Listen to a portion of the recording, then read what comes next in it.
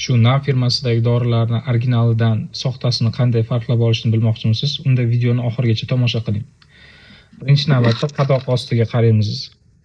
Originalda pechatlari yaxshi urilgan bo'ladi, bilinib turadi, hech qanaqa defekt bilinmaydi. Ya'ni hech qanaqa chiqib kirib qolgan joylar bo'lmaydi. Soxtasida mana ko'rishingiz mumkin, defekti bo'ladi va pechatlari yaxshi urilmagan bo'ladi.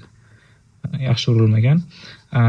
Keyingi qaraydigan narsamiz bu qaysi partiyada chiqqani X bilan belgilanadi. Soxtasida esa X bo'lmaydi, shunday oddiy raqam bo'ladi. Bundan tashqari qadoqga yaxshilab qaraganimizda mana soxtasida ko'rishingiz mumkin, har xil defektlar bor. Qadoqda defektlar bo'ladi. Originalida hech qanday defekt bilinmaydi. Buni ushlab ko'rganingizda ham, ko'zingiz bilan ko'rganingizda ham hech qanday defektlar bilinmaydi. Shuning uchun vitamin olayotganda ehtiyotkor bo'ling. Videoni yo'qotib qo'ymaslik uchun saqlab qo'ying. Keyingi qaysi firmani vitaminlarini soxtasini originalidan farqlashimizni kommentariyada yozib keting.